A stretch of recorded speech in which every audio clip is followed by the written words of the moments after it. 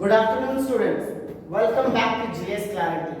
Today we will learn about finite and non-finite verbs in English. So, finite and non-finite verbs are basically forms of different verbs, right? See, in case of finite verb, we understand that finite verbs are such verbs that get changed according to subject or according to tense.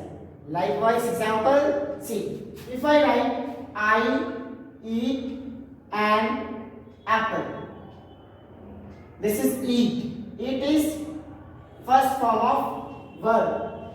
If we want to change the form of it, or if we change the subject, like he, so now it becomes he eats an apple. So we can observe the change. We can observe the change according to the number of the person or number or person of the subject. See, I eat an apple. When we change the subject, now it was earlier first person singular number. Now this is third person singular number, and which is already mentioned that finite verbs change form according to the number and person of the subject. According to the person we are getting here, this is first person, this is third person. So now the form of the verb eat gets changed according to the person of the subject. Now, what about non-finite verbs?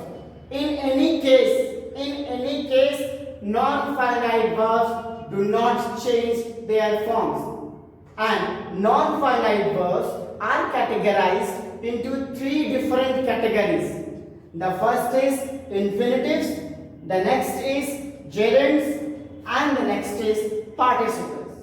And participles are divided into two categories. The first is present participle and the next is past participle. So, we don't have any problem in understanding this finite verb.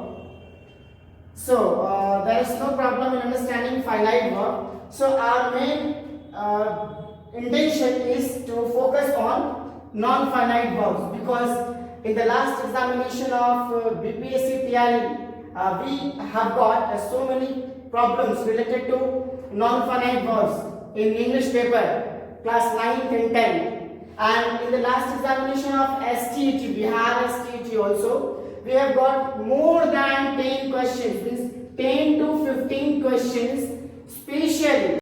My dear students, one more thing we need to learn in finite verb, and that is finite verb changes according to the changing tense also. Right? If we take an example, I swim in the river. I swim in the river.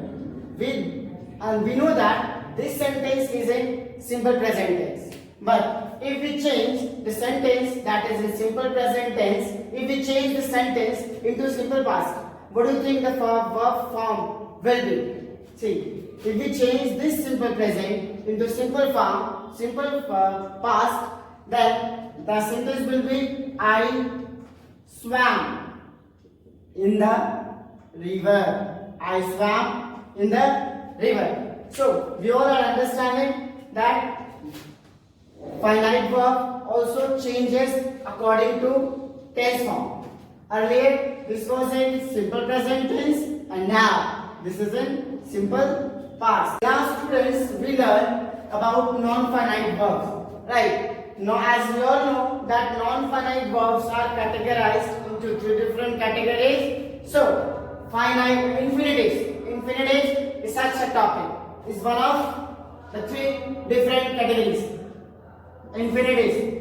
What we know about infinitives is that infinitives verbs are identified only if they carry to with it. Means what? To identify infinitives, use is being carried with to or not. Example: to play, to dance, to sing, and to run, and so many examples you can form. You do not have to think too much about infinitives. The basic form to identify infinitives is simply to plus first form of verb. If we want to take it in a sentence also, and you want to compare with this infinitive non-finite with finite, then we can show comparison. Example: he loves to sing. I love to sing. She is loving to sing. We can take so many examples, but right now I have taken just 3 examples to make sure the difference between finite and non-finite verbs. Once again, see, we are having 2 verbs here. The first is love and the next is sing. We are having 2 verbs here. The first is love and the next is sing. If love, if we have the subject, this is a third person singular number. If we have the subject third person singular number, right, the verb itself is singular. If we have another subjects like I, she, and if we have another tenses like earlier it was simple present tense, now it is present continuous, is plus ing, present continuous. What we have the change, basic change in these 3 sentences are: the first one is in simple present, the next one is also in simple present, but the next one, the sentence that is the third one, is present continuous. We have changed the subjects also, we have changed the tense forms also. This love is being changed. This love, this form of the verb love is being changed, but we don't observe any change in this verb sing. In simple present also we use it as to sing, and in simple present also to sing, and in present continuous also to sing. Right? If we have to check, if we have to identify which one of these 2 following verbs is non-finite, so simply we will take to sing is non-finite, because to sing 2 plus sing is what? This is the basic identification of infinitives. And on the other hand, we have different sentences also. In that case, we do not find any change in the verb form of sing. Here also we have what? He loves to sing, I love to sing, she is loving to sing. So this is the basic idea about infinitives.